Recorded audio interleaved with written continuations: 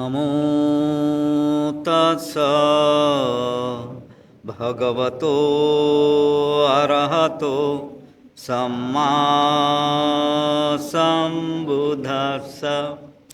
नमो तस्स भगवतो अरहतो सम्मा सम्बुद्धस्स। नमो तस्स भगवतो अरहतो सम्मा सम्बुद्धस्स। बुद्धं शरणं गच्छामि, धम्मं शरणं गच्छामि, संघं शरणं गच्छामि। द्वितीयंपि बुद्धं शरणं गच्छामि, द्वितीयंपि धम्मं शरणं गच्छामि, द्वितीयंपि संघं शरणं गच्छामि, तृतीयंपि बुद्धं शरणं गच्छामि, तृतीयंपि धम्मं शरणं गच्छामि, तृतीयंपि संघं शरणं गच्छामि। पाणातिपाता वेरमणि सिक्खापदं समादियामि। आदिन्नदाना वेरमणि सिक्खापदं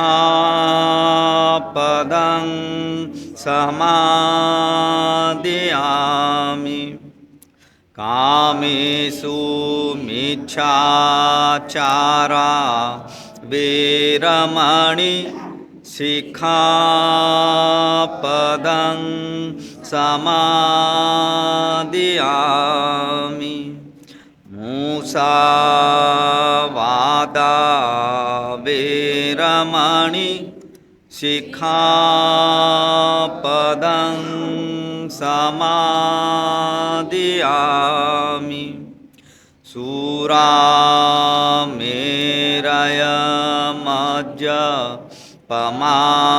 शूरामेरयमज्जपमादठाना वेरमणि सिक्खापदं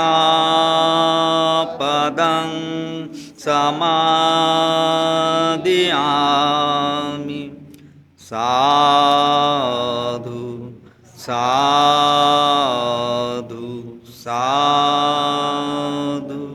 बुद्धं नमामि, धम्मं नमामि, संघं नमामि। काही मिनटं शांत बसूया आपण. हळूच आपले डोळे बंद करून पाठीचा कणा ताठ.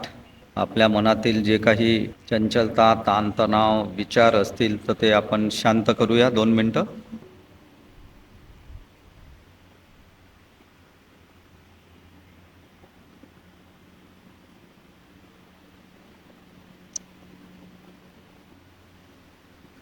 हळूहळू आपल्या पूर्वस्थितीत यायचं आहे आणि डोळे उघडू शकता आपण. सुखो बुद्धानमुपादो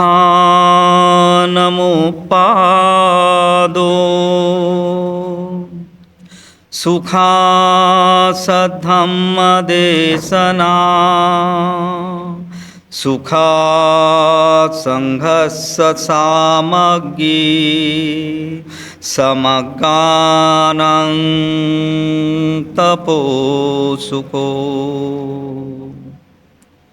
बुद्धाचा जन्म सुखद आहे, बुद्धाचा धम्माचा उपदेश सुखद आहे आणि संघाची एकता सुखद आहे आणि समूह तपस्या ही सुखद आहे.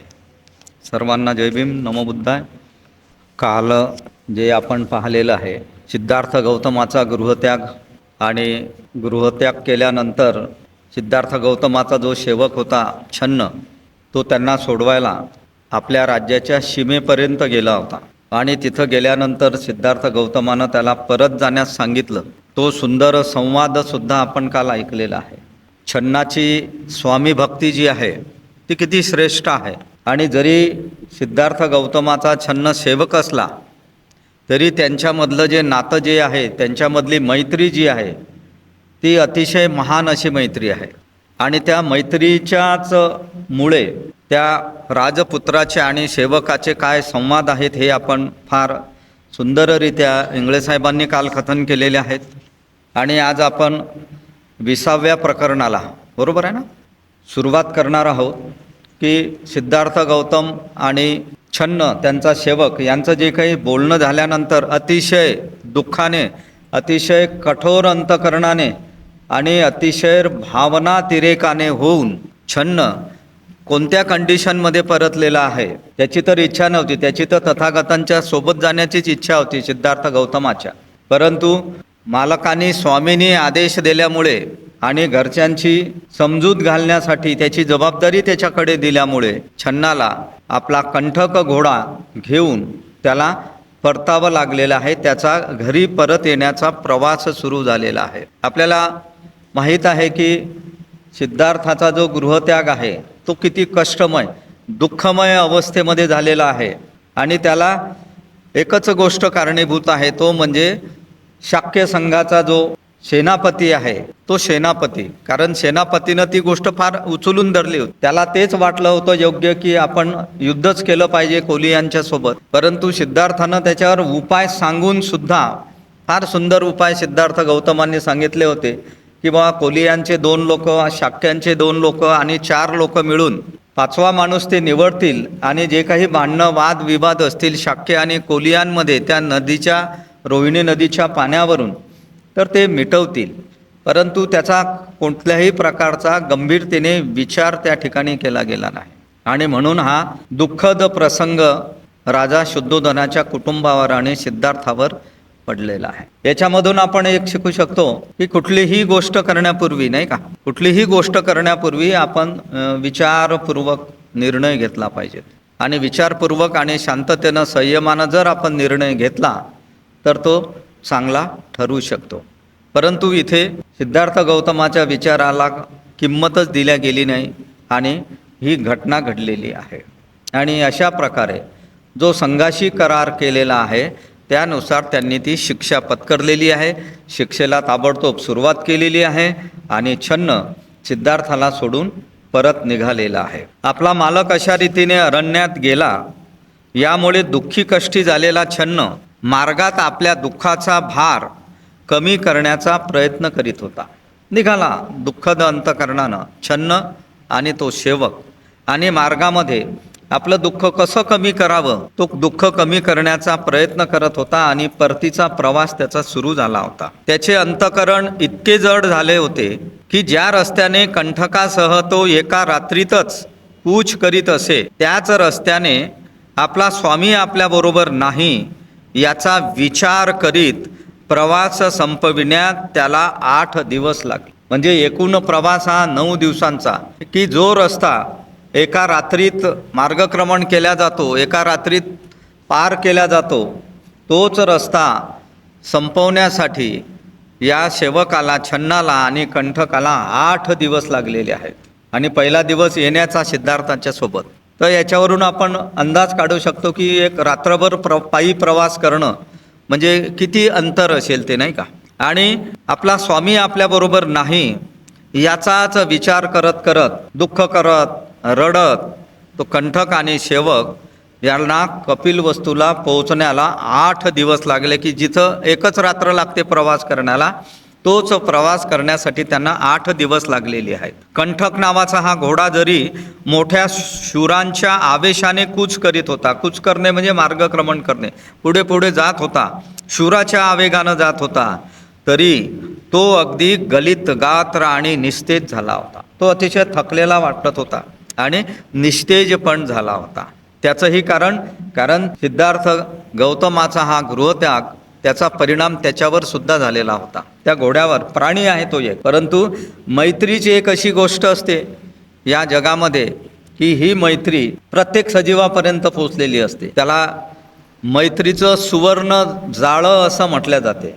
हे जाळं प्रत्येकाला गुंफता आलं पाहिजेत.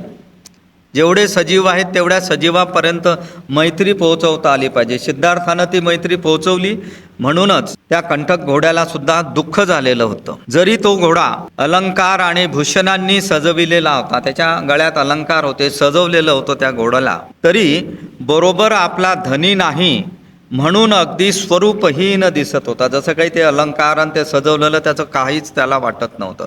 एवढा तो स्वरूपहीन झाला होता की आपण आहो किंवा नाही असं त्या घोड्याला झालेलं होतं. त्याचंही हे सुंदर चित्रण या ठिकाणी केलेलं आहे.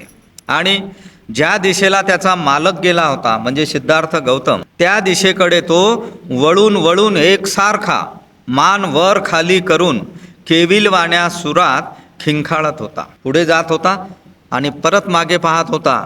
ज्या रस्त्यानं आपला मालक गेलेला आहे सिद्धार्थ गौतम, त्याच्याकडे पाहून मान खालीवर करायचा आणि जोरानं तो सुरात खिंखाळायचा, म्हणजे असा रडण्याचा सूर काढल्यासारखा तो आवाज करायचा.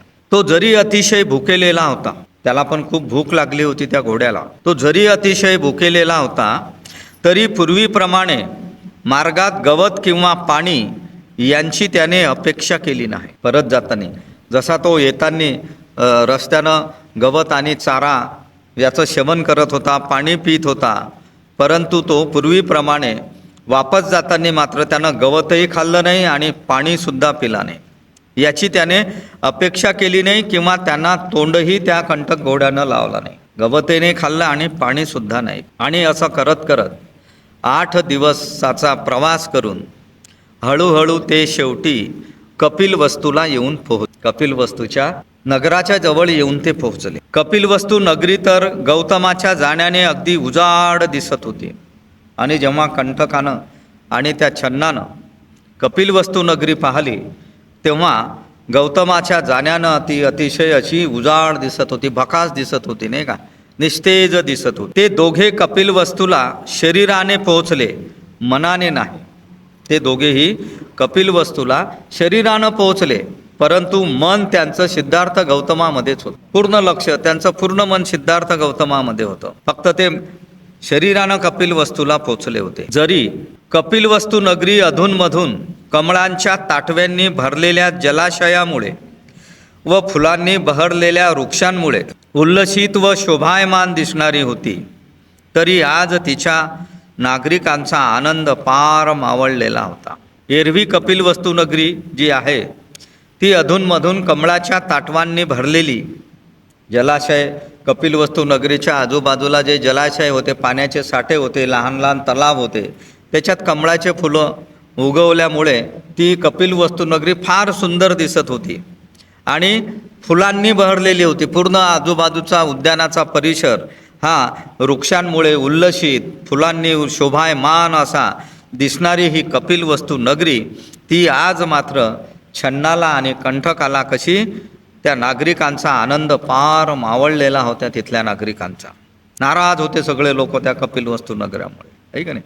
एखाद्या कुटुंबामध्ये जसा मृत्यू होतो आणि जशी भयान शांतता असते, नाही का, दुःखमय वातावरण असते, असं दुःखमय आणि शांत वातावरण त्या पूर्ण कपिलवस्तू नगरावर पसरलेली होती. निस्तेज चेहऱ्याने व अश्रू ढाळीत रडत रडत निस्तेज चेहरा घेऊन त्या दोघांनी, ते दोघं म्हणजे छन्न आणि कंठक घोडा, जेव्हा हळूहळू शहरात प्रवेश केला तेव्हा त्या शहरातील सर्व लोक त्यांना शोकात बुडालेले दिसले, म्हणजे दुःखात बुडालेले दिसले. जसे जसे ते हळूहळू शहरात प्रवेश करत होते तेव्हा शहरातील सर्व लोक त्यांना दुःखात बुडाले, सगळे दुःखी दिसले. पूर्ण दुःखमय वातावरण कपिलवस्तूमध्ये दिसलं त्यांना. जेव्हा लोकांनी छन्न आणि घोडा कंठक हे शाक्य कुळाच्या कुलदीपकाशिवाय गलित गात्र स्थितीत परत आलेले पाहिले तेव्हा त्यांनी ढळाढळा अश्रू ढाळले. जेव्हा लोकांनी छन्नाला पाहिलं, कंठक घोड्याला पाहिलं आणि ते अतिशय निस्तेज आहेत, दुःखी आहेत आणि त्यांच्यासोबत या शाक्य कुळाचा कुलदीपक नाही म्हणजे सिद्धार्थ गौतम परत आला नाही आणि हे दोघेही गलित गात्र आहेत, थकलेले आहेत, निस्तेज आहेत, दुःखी आहेत.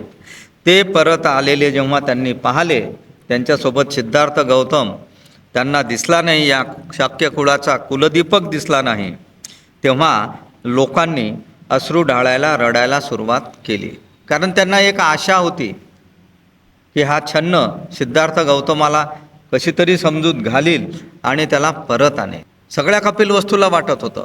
फक्त कपिलवस्तूलाच नाही तर राजवाड्यात राजा शुद्धोधनाला आणि त्याच्या कुटुंबाला सुद्धा वाटत होतं की छन्न काहीतरी करील, त्याची समजूत काढेल, कारण त्यांची चांगली मैत्री आहे. जरी तो सेवक असला तरी तो त्याला नक्कीच समजावेल आणि त्याला घरी आणेल.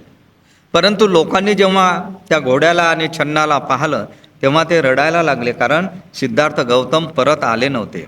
कुठे आहे आमचा राजपुत्र, कुठे आहे या राजकुळाचा व या राज्याचा कुलदीप, असे म्हणून लोक रडायला लागले. अश्रू ढाळीत लोक रागाने छन्नाच्या पाठीमागे रस्त्याने धावू लागले. छन्न आणि तो कंटक घोडा पुढे, आणि त्यांना विचारत लोक रागाने त्यांच्या मागे धावू लागले की राजकुमाराला का आणलं नाही, कुठे आहे आमचा राजपुत्र. आणि म्हणायला लागले ते लोक की गौतमाशिवाय ही नगरी म्हणजे अरण्य आहे आमच्यासाठी. तुम्ही दोघंच परत आले, परंतु गौतमाला तुम्ही आणलं नाही, तर गौतमाच्या शिवाय ही कपिलवस्तू नगरी म्हणजे आमच्यासाठी अरण्य आहे, जंगल आहे. आणि ज्या अरण्यात गौतम राहत आहेत, ज्या अरण्यामध्ये सिद्धार्थ गौतम गेलेले आहेत, ते अरण्य नसून ती एक नगरी झालेली आहे, असं लोक म्हणायला लागले. गौतमाशिवाय या शहराचे आम्हाला काहीसुद्धा आकर्षण वाटत नाही. गौतमच जर नाही तर आम्हाला या शहराचं काय आकर्षण आहे, काही वाटत नाही या शहराचं. आम्हाला हे शहर एखाद्या जंगलासारखं भकास शहर आम्हाला वाटते, नाही का नाही, असे ते लोक म्हणू लागले. आणि इतक्यात कोणीतरी आवाज केला, राजपुत्र आला, असा हर्षोद्गार काढीत नगर युवती रस्त्याच्या बाजूच्या खिडकीतून गर्दी करून पाहू लागल्या. लोकांचा आवाज आल्यामुळे त्यांना वाटलं की सिद्धार्थ गौतमच वापस आलेला आहे, राजपुत्र आला, राजपुत्र आला, असा आनंदाचा स्वर काढत नगर युवती म्हणजे त्या नगरातल्या ज्या युवती होत्या, तरुणी होत्या, त्या रस्त्याच्या बाजूच्या खिडकीतून गर्दी करून पाहू लागल्या की कुठं आहे सिद्धार्थ, कुठे आहेत सिद्धार्थ गौतम. परंतु जेव्हा त्यांनी त्या घोड्याची रिकामी पाठ पाहिली की त्या घोड्यावर तर कोणीच बसलेलं नाही आहे, ती रिकामी पाहिली, तेव्हा त्यांनी धडाधड खिडक्या बंद करून आक्रोशाने त्या रडायला लागल्या. एवढं दुःख कपिलवस्तू त्या नगरामध्ये झालेलं होतं. आणि अशा ह्या नगरातून कंटक घोडा आणि छन्न हळूहळू चालत चालत लोक त्यांच्या मागं रडण्याचे आवाज, आक्रोश करण्याचे आवाज, असं करत करत ते राजवाड्यामध्ये पोहोचले. आणि राजवाड्यातली काय परिस्थिती होती ती याच्यापेक्षा भयंकरशील.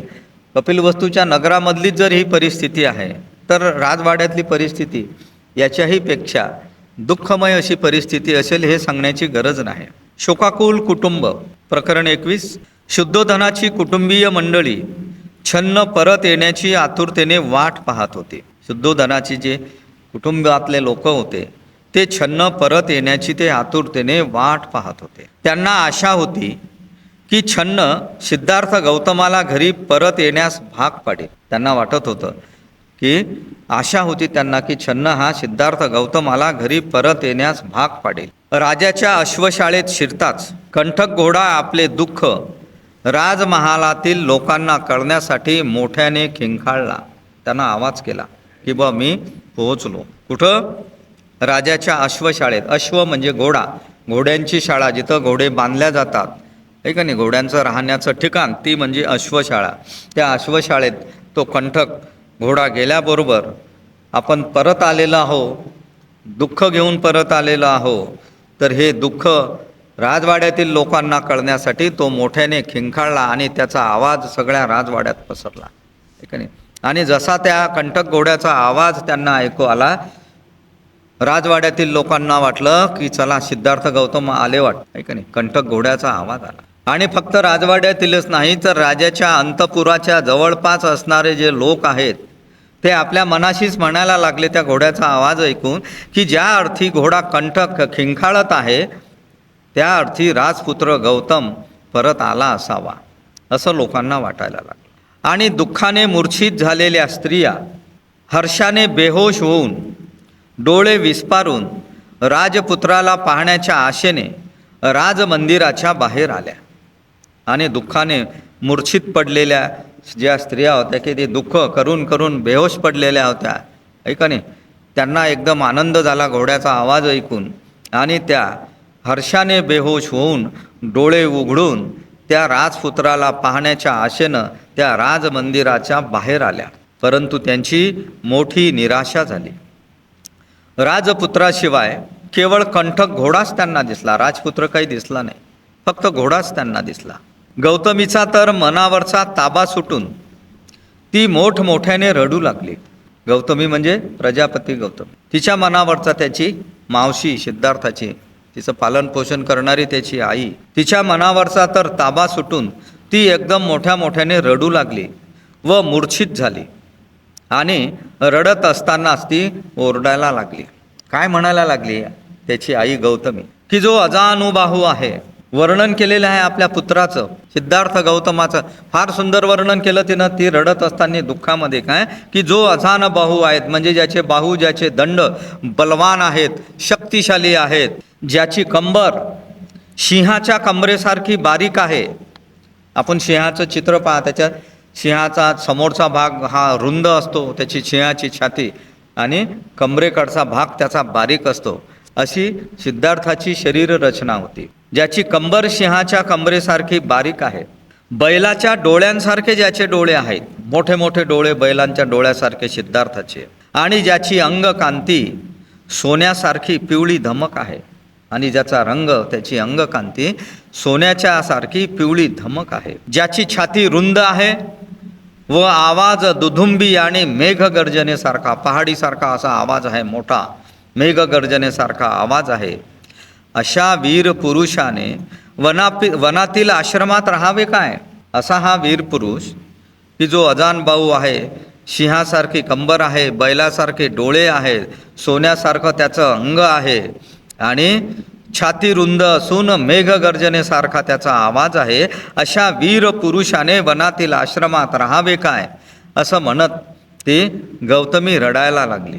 असा सर्वगुण संपन्न वीर पुरुष पुढे म्हणायला लागली, की आपणापासून निघून गेल्यामुळे, असा सर्व गुण संपन्न असलेला हा सिद्धार्थ गौतम वीर पुरुष आपणापासून निघून गेल्यामुळे ही पृथ्वी त्या थोर कार्य करणाऱ्या अद्वितीय पुरुषाच्या बाबतीत राहण्यास खरोखर अयोग्य अशीच झाली आहे. काय म्हणते ती, की सिद्धार्थ गौतमासारखा वीर पुरुष आपणापासून निघून गेल्यामुळे ही पृथ्वी आता राहण्यास अयोग्य झालेली, या पृथ्वीवर राहण्याची माझी इच्छा नाही आहे. ती म्हणते की या पृथ्वीवर त्या थोर कार्य करणाऱ्या अद्वितीय पुरुषाच्या बाबतीत मात्र राहण्यास खरोखरच अयोग्य अशीच ही पृथ्वी झाली आहे.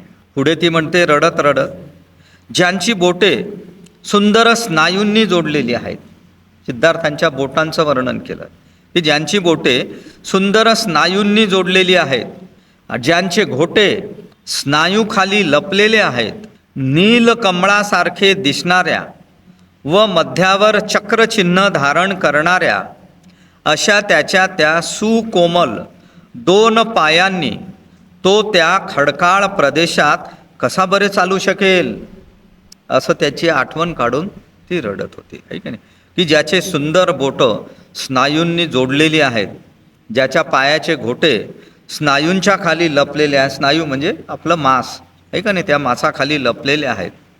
निळ्या कमळासारखे दिसणारे त्याचे पाय, की ज्या पायाच्या मध्यावर चक्रचिन्ह धारण केलेलं आहे, असे अतिशय कोमल असलेले त्याचे 2 पाय त्या खडकाळ प्रदेशात कसे काय बरे ते चालू शकतील.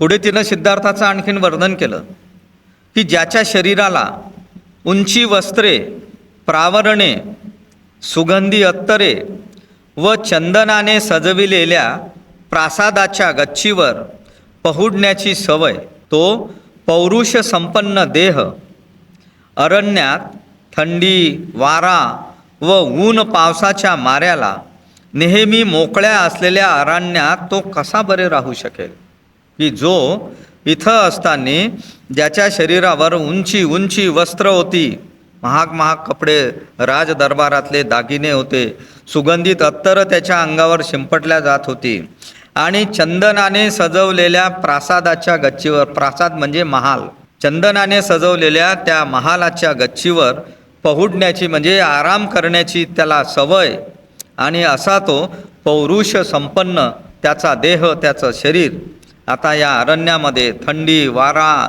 ऊन, पाऊस यांच्या माऱ्याला नेहमी मोकळ्या असलेल्या अशा अरण्यात तो एकटा कसा बरे राहू शकेल? ज्याला आपले कुटुंब, चांगुलपणा, सामर्थ्य, शक्ती, विद्वत्ता, सौंदर्य व तारुण्य याचा अभिमान वाटतो, ठीक आहे, की सिद्धार्थ गौतमाला आपल्या कुटुंबाचा, आपल्या चांगुलपणाचा, आपल्या सामर्थ्याचा, आपल्या शक्तीचा, आपल्या विद्वत्तेचा, आपल्या सौंदर्याचा व तारुण्याचा म्हणजे यौवनाचा अभिमान वाटतो. आणि जो नेहमी दान करण्यास सिद्ध असतो तो नेहमी दान करायचा, पण घेण्यास नसतो. दान देण्यास तो सिद्ध असतो, पण कोणाजवळून दान घेण्यास सिद्ध नसलेला हा सिद्धार्थ तो दुसऱ्याकडून भिक्षा मागत कसा काय फिरू शकेल? त्याला आता दुसऱ्याकडून भिक्षा मागून जगावं लागणार आहे.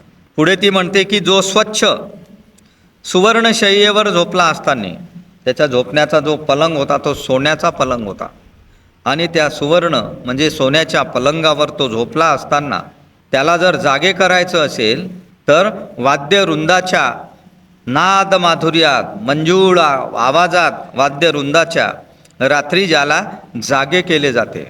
आपल्यासारखं नाही आपण हलवतो किंवा जोऱ्यानं ओरडतो चाल उठ, नाही का नाही, परंतु वाद्यवृंदाच्या नाद माधुर्यानं रात्री ज्याला जागे केले जाते, असा हा आता संन्यासी, तो माझा संन्यासी उघड्या जागेवर अस्ताव्यस्त पसरलेल्या फाटक्या चिंधांवर कसा काय झोपणार? हाय रे दैवा! हा असा हृदयद्रावक शोक ऐकून आजूबाजूला उभ्या असलेल्या सगळ्या स्त्रिया एकमेकींच्या गळ्यात गळा घालून एखादी थरथरणारी वेल जशी आपल्या फुलातून मध गाळते तशा आपल्या डोळ्यातून अश्रुधारा गाळीत राहील. त्या गौतमीची स्थिती पाहून आजूबाजूला जमलेल्या सगळ्या स्त्रियांना सुद्धा रडू आलं. जशा कशा वेली एखाद्या वेळेस थरथरतात, हलतात आणि त्यांच्या फुलातून मध गळते त्याला सहज म्हणतो, आणि तशा त्यांच्या डोळ्यातून अश्रूच्या धारा त्या गाळीत होत. नंतर यशोधरेने आपण सिद्धार्थाला जाण्याची अनुज्ञा दिली आहे. ही गौतमीची स्थिती झाली कंठक आणि छन्न परत आल्यानंतर. आता सिद्धार्थ गौतमाच्या पत्नीची काय अवस्था आहे यशोधरेची?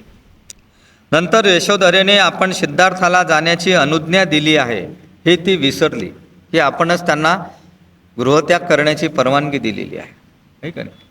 किती तिच्या त्यागाला मानावं लागेल, नाही का? तिच्यासारखा त्याग नाही कोणी करू शकत, यशोधरेसारखा.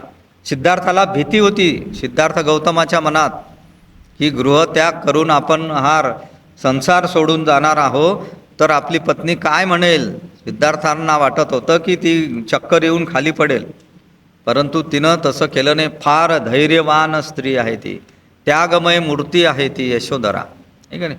फार मोठ्या धैर्यानं तिनं हिमतीनं काय म्हटलं सिद्धार्थ गौतमाला, तुमच्या ठिकाणी जर मी असती तर मीही तसंच केलं असतं, तुमच्यासारखंच केलं असतं. परंतु ठीक आहे, माझी परवानगी आहे तुम्हाला गृहत्याग करण्याची, पण जा, पण एक मात्र माझी इच्छा पूर्ण करा. तुम्ही आता जर जाताच तर या संपूर्ण मानव जातीचं कल्याण होईल असं काहीतरी करा. आणि खूप चांगलं वाटलं मग सिद्धार्थ गौतमाला.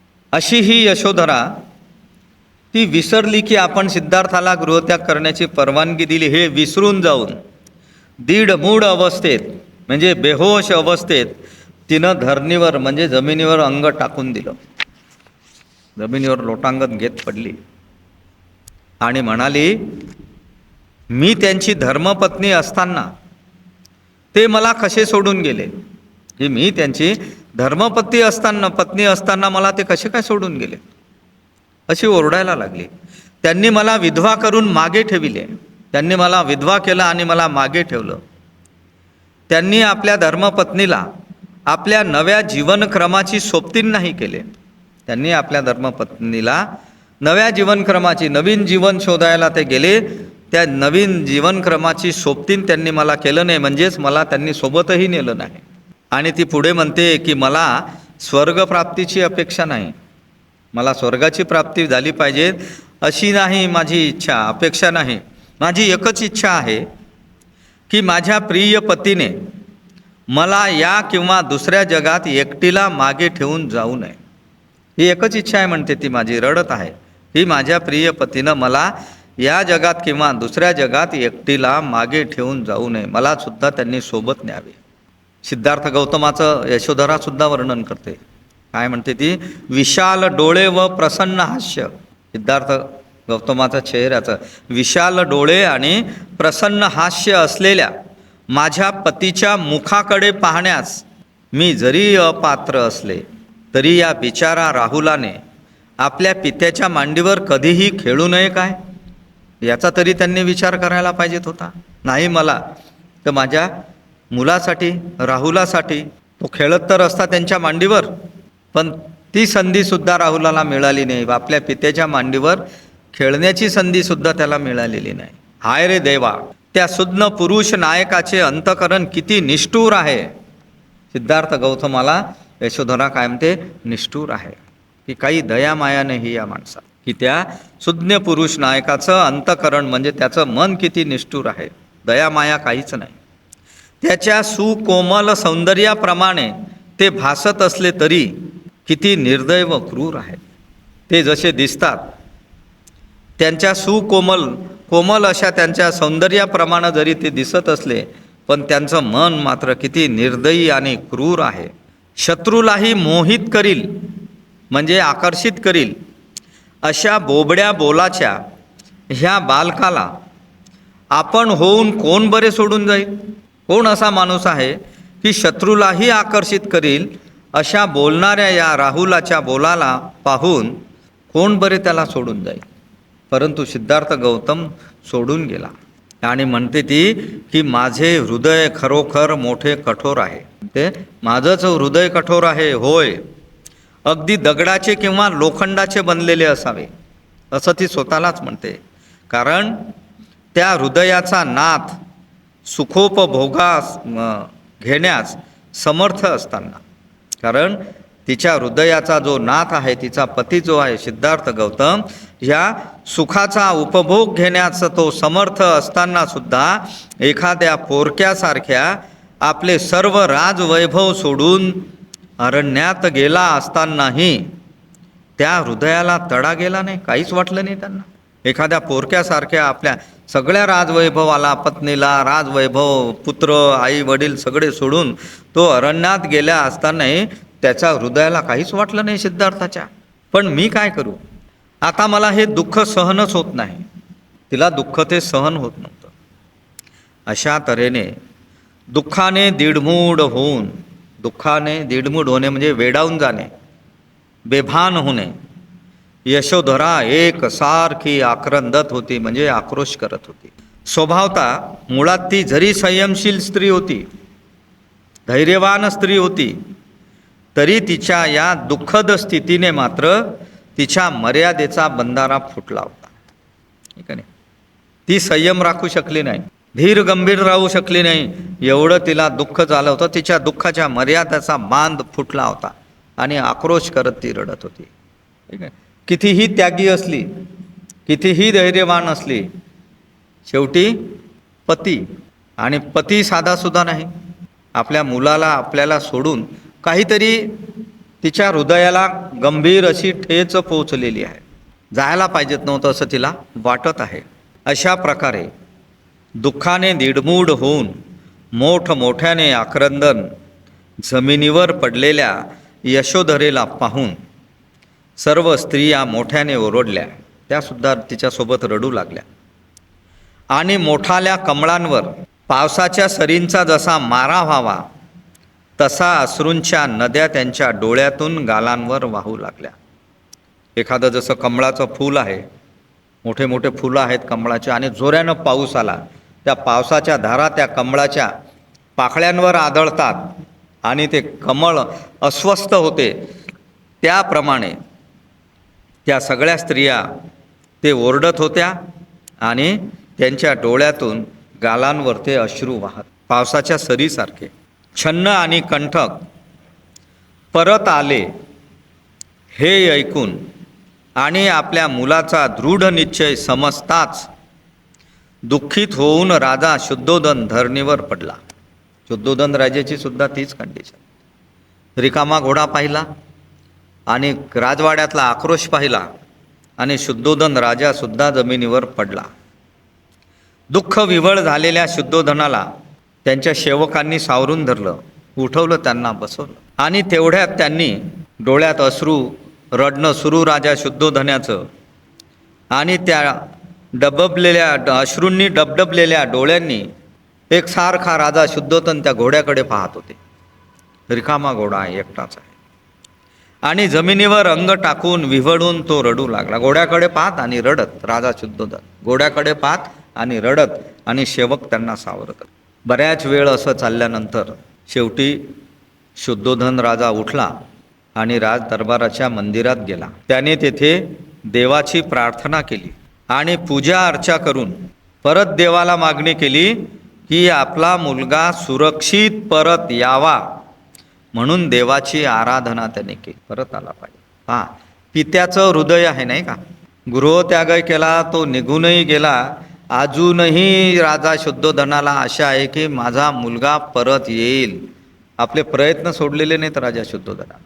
काय काय खटाटोप केले आपण आणखी पुढे पण पाहणारच आहोत. म्हणून देवाकडे त्यांनी आराधना केली. अशा प्रकारे देवा कधी रे आम्ही त्याला पुन्हा पाहू सिद्धार्थ गौतमाला असे म्हणत शुद्धोधन, गौतमी आणि यशोधरा व राहुल हे दिवस कंठायला लागले. नवीन दुःखमय जीवन त्यांचं सुरू झालेलं आहे. तर अशा प्रकारे हा राजा शुद्धोधनाच्या कुटुंबावर आलेला भयानक असा दुःखाचा प्रसंग की त्या प्रसंगामुळे संपूर्ण कुटुंब विस्कळीत झालेलं आहे. असंच जीवन आहे. सुरळीत चाललेलं जीवन आपलं केव्हा विस्कळीत होईल किंवा कोणता प्रसंग आपल्यावर येईल आपण काहीच सांगू शकत नाही. काहीही होऊ शकते. आणि अशा दुःखाचा अनुभव आपण सगळ्यांनी घेतलेला आहे, प्रत्येकाच्या दुःखाचा नाही का. कारण एक शिकवण फार सुंदर दिलेली आहे ना बुद्धांनी. मुठभर मोहऱ्या घेऊन ये ज्या घरात कोणाचा मृत्यू झालेला नसेल. त्यामुळे सिद्धार्थ गौतमाचा जो अस्तित्वाचे आपण 3 लक्षणं पाहिले की अनित्य, हे काहीच टिकणारं नाही आहे, अनित्य आहे, नष्ट होणार आहे सगळं. अशा प्रकारे ह्या दुःखमय वातावरणामध्ये पुन्हा राजवाड्यातलं, कपिलवस्तू नगरातलं, आजूबाजूच्या देशातलं जीवन पुढे पुढे सरकत होतं. काळ पुढे जात होता आणि लोक आपापल्या पद्धतीनं जीवन जगत होते. इथं आपला हा पहिला भाग संपलेला आहे. अजून घड्याळात 10 मिनटं वेळ आहे, तर आपल्या त्याच्यातलं एक प्रकरण होऊ शकते. दुसरा भाग जो आहे त्याचं शीर्षक आहे की कायमचा संसार त्याग. सिद्धार्थानं कायमच्या संसाराचा त्याग केला. सिद्धार्थ पुढे निघाले, मागं फिरून त्यांनी पाहिलं नाही. पहा, हे एक वैशिष्ट्य असते अशा असामान्य व्यक्तिमत्वाचं. मागं फिरून नाही पाहिलं. मागं फिरून नाही पाहिलं म्हणजे अशी कृती करून मागं फिरून नाही म्हणत मी. कोणाचाच विचार त्यांनी केला नाही की मी तर आता गृहत्याग करून इकडे चालला आलो, माझा मुलगा काय करत असेल, पत्नी काय करत असेल, त्यांना किती दुःख झालं असेल, वडिलांना काय वाटत असेल, आईला काय वाटत असेल, हा विषय त्यांच्या डोक्यातून बंद झाला. एवढे आत्मसंयमी हा शब्द आपण त्यांच्यासाठी वापरतो. एवढं कंट्रोल आपल्या स्वतःवर, स्वतःच्या विचारावर, स्वतःच्या भावनावर, स्वतःच्या मनावर एवढं कंट्रोल, एवढा आत्मसंयम हे असामान्य माणसंच करू शकतात. हा आत्मसंयम पण आपण शिकलो पाहिजे. जेव्हा आपण एखाद्या गोष्टीत स्वतःला वाहून घेतो तर मन धनानं आपण आत्मसंयमानं त्याच्यात प्रवेश केला पाहिजे, त्याच्यात यशस्वी होतो आपण. तर कायमचा संसार त्याग. छन्न तर इकडे वापस आला घोडा घेऊन, कंटक घोडा घेऊन छन्न इकडे परत आला. त्याचं वर्णन आपण आता पाहिलं की तो घरी आल्यावर त्याला 8 दिवस लागले यायला, घरची काय परिस्थिती होती हे सगळं आपण पाहिलं. परंतु दुसरी बाजू आपण आता पाहणार आहोत.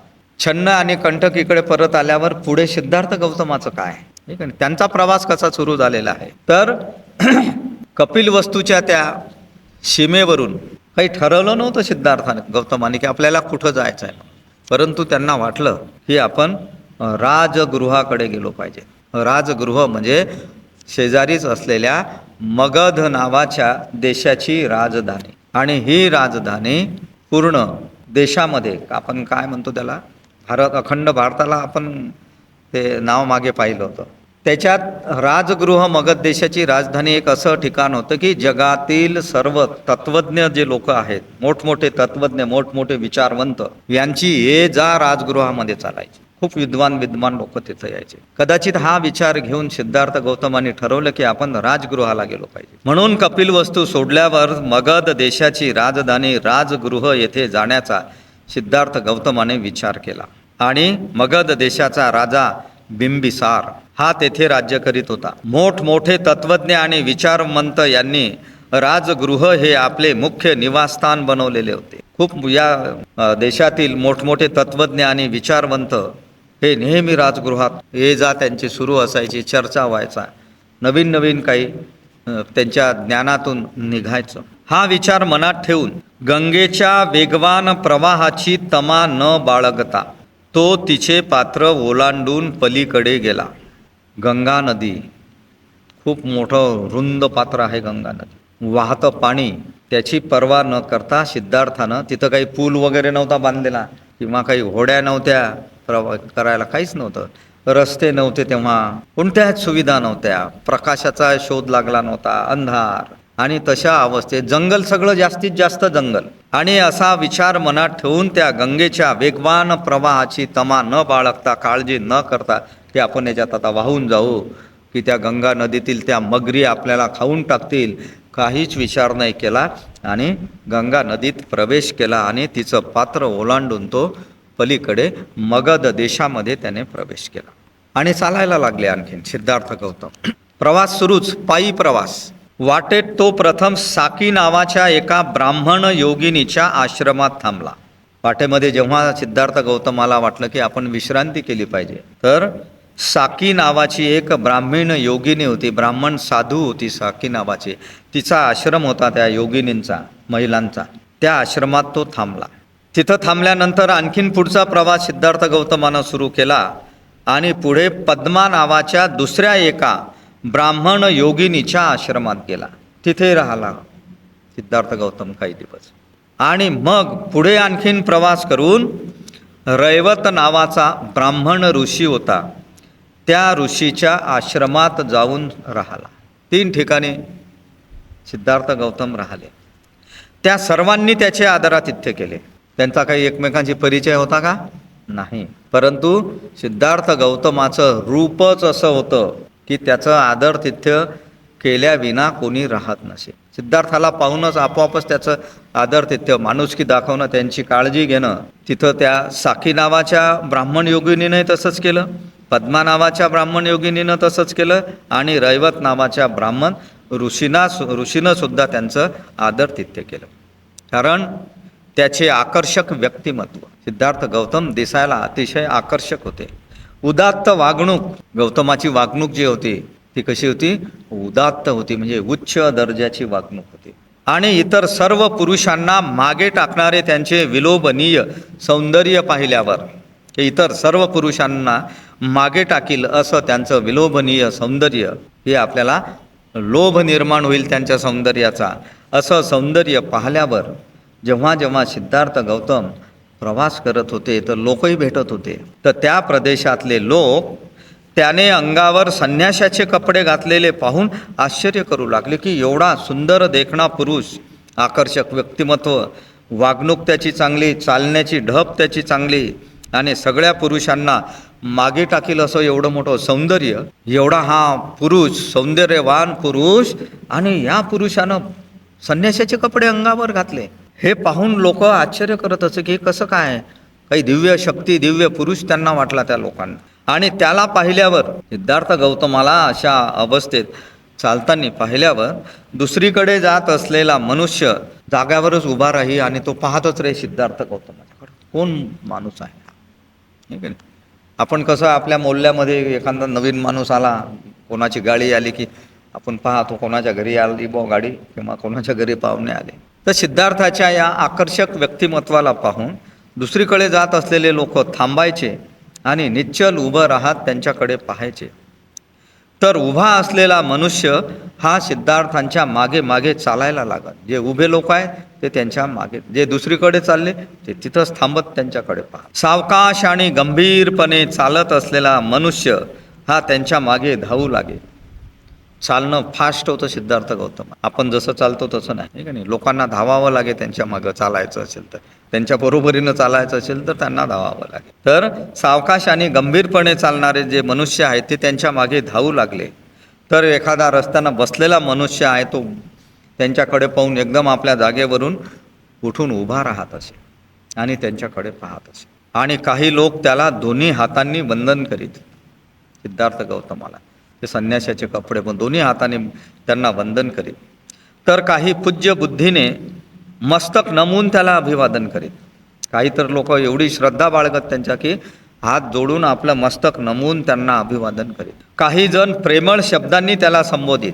कोणी देवदूत म्हणत असे, कोणी महातपस्वी, कोणी महाऋषी, काही चांगलं असं लोक चांगल्या प्रेमळ शब्दांनी त्याला संबोधित असे.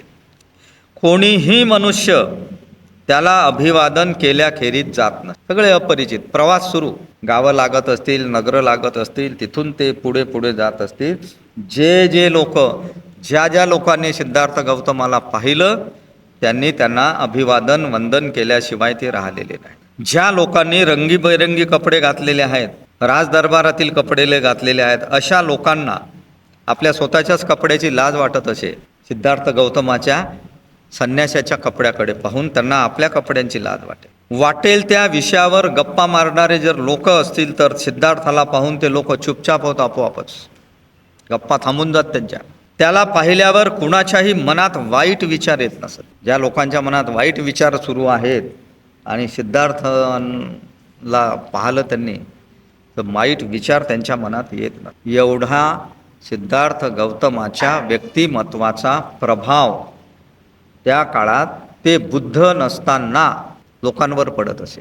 त्याच्या भुवया, त्याचा भाल प्रदेश म्हणजे कपाळ, त्याचे मुख म्हणजे त्यांचा चेहरा, त्याचे शरीर, संपूर्ण शरीर सिद्धार्थाचं, हात पाय किंवा त्याच्या चालण्याची ढब म्हणजे पद्धत, यापैकी त्याच्या कोणत्याही भागाकडे एखाद्याची नजर गेली चालणाऱ्या माणसाची की त्या क्षणीच त्याची दृष्टी तिथेच खिळून राहत असे. एखाद्याची नजर जर सिद्धार्थ गौतमाच्या चालताना त्याच्या पायावर गेली तर तो माणूस फक्त ते पायच पाहत राहे. सिद्धार्थ कोणी चेहरा पाहिला असेल तर फक्त चेहराच पाहत असेल. शरीराच्या खांद्यावर नजर गेली असेल तर म्हणजे प्रत्येक कपाळ, कपाळावर नजर गेली तर कपाळच पाहत, डोळेच पाहत, भुवयाच पाहत. एवढं त्यांचं शरीर आकर्षक होतं की त्यांच्या शरीरावर, कोणत्याही अवयवावर त्यांच्या शरीराच्या आपली नजर गेली खेळणार त्याची नजर तिथंच खिळून राहील. एवढं आकर्षक असं त्यांचं व्यक्तिमत्व होतं. दीर्घ म्हणजे खूप काळ, खूप दिवस आणि खडतर प्रवास केल्यानंतर. खडतर म्हणजे जंगलातलाच प्रवास, सगळा जंगलातला प्रवास, काट्याकुट्यांचा रस्ता नाही, काही नाही, असाच आपला प्रवास करत 5 टेकड्यांनी वेढलेल्या, 5 टेकड्या, आजूबाजूला 5 टेकड्या आणि त्या 5 टेकड्यांच्या मध्ये पर्वतराजींनी रक्षिलेल्या, म्हणजे ते पर्वत त्या राजगृहाचे जसे रक्षक आहेत, बॉडीगार्ड आहेत. 5 टेकड्यांच्या मध्ये राजगृह नगर वसलेलं आहे.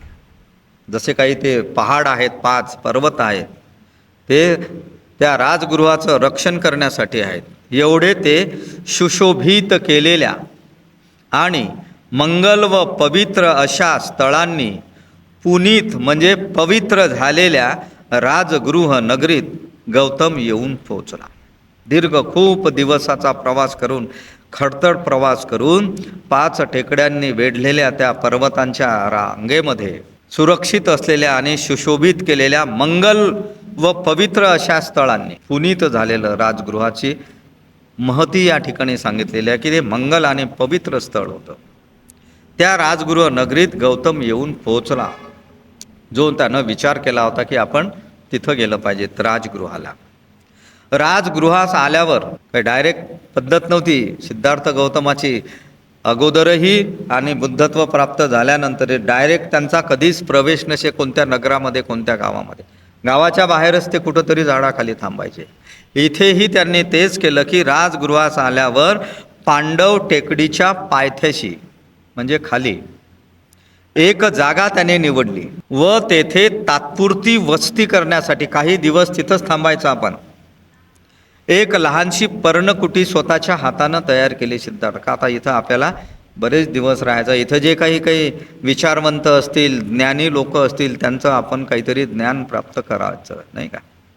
म्हणून त्या पांडव टेकडीच्या पायथ्याशी एक जागा निवडली आणि तात्पुरती वस्ती करण्यासाठी पर्णकुटी म्हणजे गवताची झोपडी त्यांनी बांधली. पर्ण म्हणजे गवत. आणि पहा कपिलवस्तूपासून तर ते राजगृह हा जो प्रवास आहे हा पाय वाटेने म्हणजे पायी चालत 400 मैल अंतरावर आहे. राजगृहाचं आणि कपिलवस्तूचं जे अंतर आहे 400 मैल. याच्यावरून अंदाज काढा हा सगळा दीर्घ प्रवास गौतमाने पायीच केला. पायी चालत गेले 400 मैल प्रवास केला आणि पहिला टप्पा त्यांनी गाठला राजगृहात जाण्याचा. तर ठीक आहे, आपण वेळ झालेली आहे आपली तर आपण इथं थांबूया. राजगृहात पुढे काय होते आपण उद्याच्या भागामध्ये पाहणार. सब पाप सकरणं कुशल स उपसंपदा सचित परियोदपनं एतं बुद्धान शासनं नत्थि मे शरणं अय्यं बुद्धो मे शरणं वरं एतेन सच्चवज्जेन होतु मे जयमङ्गलं.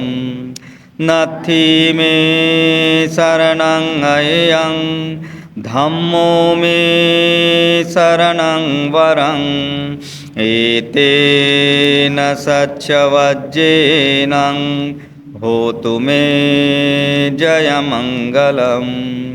नत्थि मे शरणं अय्यं संघो मे शरणं वरं एतेन सच्चवज्जेन होतु मे जयमङ्गलं. नमो बुद्धाय नमो धम्माय नमो संघाय. साधु साधु साधु. हे करुणा की ज्योति करुणा के दीपक करुणा के सागर हो तुम. ओम मणिपद में हूँ, ओम मणिपद में हूँ, ओम मणिपद में हूँ. हे करुणा की ज्योति करुणा के दीपक करुणा के सागर हो तुम. ओम मणिपद में हूँ, ओम मणिपद में हूँ, ओम मणिपद में हूँ. हे करुणा की ज्योति करुणा के दीपक करुणा के सागर हो तुम. ओम मणिपद में हूँ, ओम मणिपद में हूँ, ओम मणिपद में